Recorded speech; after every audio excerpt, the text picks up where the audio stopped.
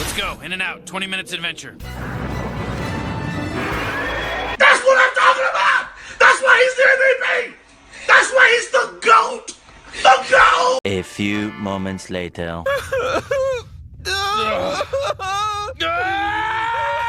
Neon Genesis Evangelion. Neon Genesis Evangelion. Neon Genesis Evangelion is about what the is this anime even about? And where is that music coming from? With your red lips and funky beat, you better hold your head up to the sky. I'm gonna roll with you till the day I die.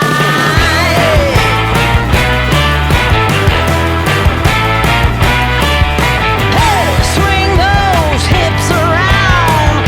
Can't stop, roll back down. My ladies, short, tall, thin or wide, always down and ready to ride.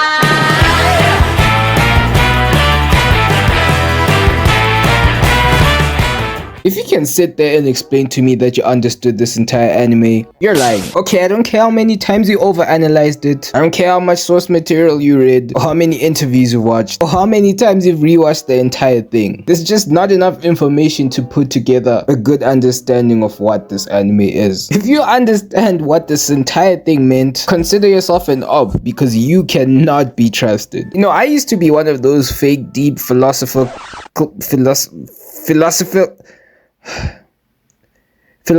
people. I'm a genius! And you know, I had to take a long journey across YouTube to find out what this entire anime meant. And to my surprise, every single person I've watched had a different explanation for it. And I realized it was okay. It was okay not understanding everything. You don't need to. It's okay sometimes not being the smartest person in the room. You know, and as confused as I was, I will stand on business and say this is legit one of the best things I've watched. I would recommend it if you wanna try something different. But you know, prepare to come out of it with a lot of sadness, depression, confusion, existential nihilism.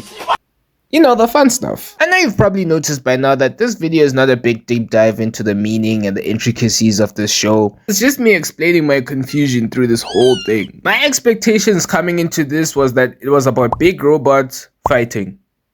And that was enough to send me over the edge. If they wanted to take all my money, they could. Giant robots to a simple brain fellow like me was like a moth to a flame. It just created this unhinged level of excitement out of me. I don't know what to tell you. When you started off, you're introduced into this beautiful futuristic dystopia. There's so much mystery, so many unanswered questions, so much to learn and see. And when I first watched the first 26 episodes of the series, I had one thing on my mind and one thing only. Man, when is he gonna get into that robot? Come on, man. And in the very first episode, in that robot, he did get in. He got in the robot. And my excitement. This is why I wake up in the morning. This is why I choose to do anything. You know, and my thoughts during this were, you know, this is one of those mecha series, you know, like Gundam, you know, Pacific Rim, you know, Attack on Titan, which is a mecha anime technically. Just think about it. Funny enough, watching Neon Genesis Evangelion is like watching Attack on Titan for the first time. You know, at first you're introduced into this unfamiliar world where this protagonist is constantly fighting threats, and all you're thinking to yourself is that he's gonna fight all his threats until,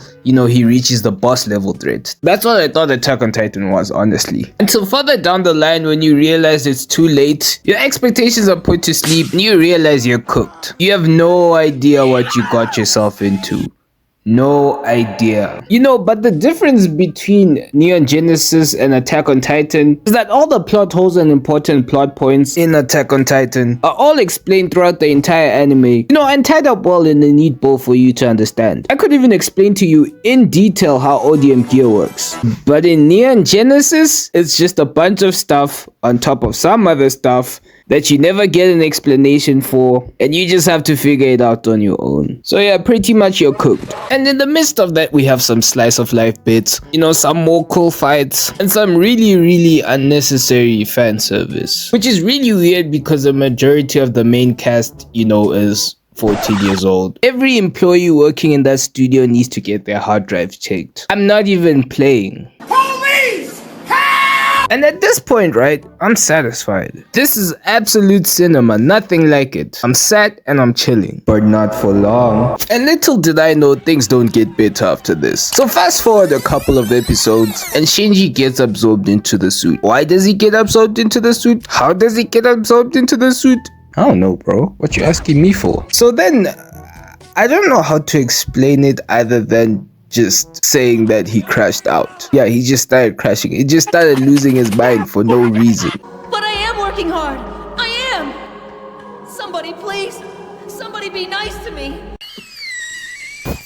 Yeah, and it goes on for like quite a significant time of the episode, like almost 10 minutes. And the next episode, he comes back. Just like that, you know. And a couple episodes later, the same thing happens to Asuka because she got blinded by light or something.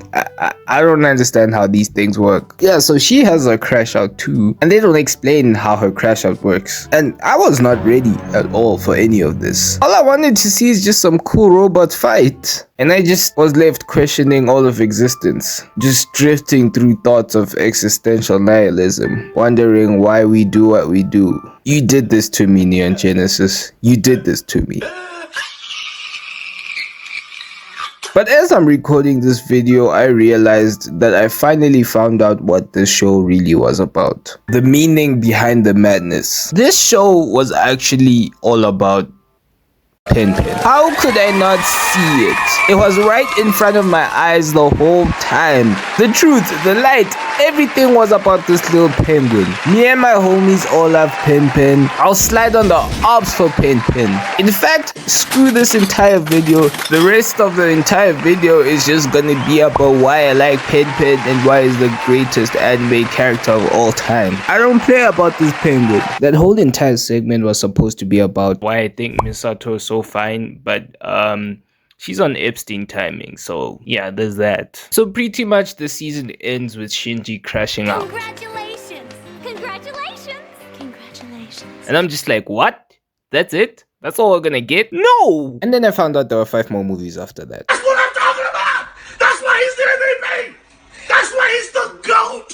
The GOAT! And after a recap movie, we finally get to the end of Evangelion. This is what I've been waiting for, guys. I'm finally gonna get my answers to my many questions, right? So the third impact happens, right? And the world is doomed and all that rubbish, right? And I'm just like, what just happened? I'm left with more questions than I do have answers. Like, what are these guys fighting for? What are the Avas made out of? Is she going to text me back? Why is Shinji's dad such a prick? Who's this guy? Where do the angels come from? What is the lance of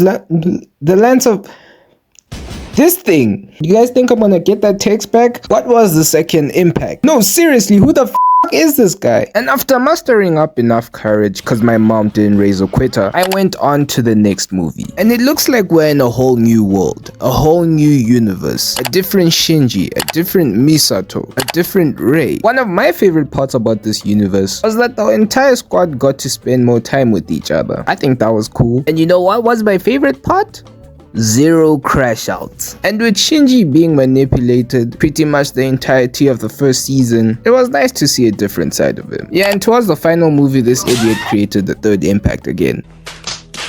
And on to the final movies. After the third impact and the 14-year time skip, Shinji was left stranded in space. He got saved, but he found out that the only people that he loved hated him. I mean, I'd hate this guy too for destroying the world. After escaping their grasps and what looked like the fourth impact, he stumbles upon a small town, and it turns out this time he didn't get everybody killed. And this is one of my favorite parts of the entire movie. Just them living in a small town, doing small town things. It was a nice little change of pace, you know, from the death and destruction. I like that Rei was finally able to become somewhat of a human for once. It's too bad that that ended tragically. So then, the end of the movie. I don't understand a bit of what happened in that entire ending, but I'm not gonna lie, bro, that was one of the most beautiful things I've ever seen. Just how everything came together. Like, I literally can't explain what went on, but I loved the ending down to every last frame. It was unbelievable, man. It's just something that you have to watch and experience for yourself. It was perfect. Perfect. Everything, down to the last minute details. So if you want a quick summary about what this anime is about, here's a clip of Alex Jones rambling to Joe Rogan, but it just kinda sounds like he's explaining the entire plot of Neon Genesis. But there's this big war trying to like basically destroy humanity because humanity has free will and there's a decision to which level we want to go to. We have free will, so evil's allowed to come and contend, not just good.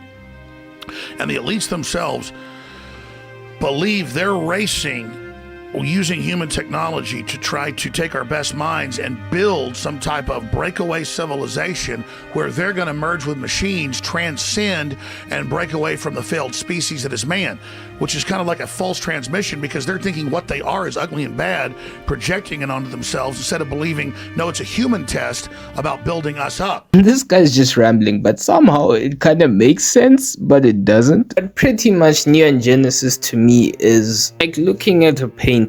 The painting is not a particular object or thing, but you can look at the painting and think to yourself, this is a really cool painting, and you can appreciate it because of how artistic it is, because it moves something in you. In conclusion, watch Neon Genesis, it's really good. I just lost my dog, and my brother taught me how to chase the bag, get right in the field, I had to make a bag. The day he lost his soul, wish I could take it back.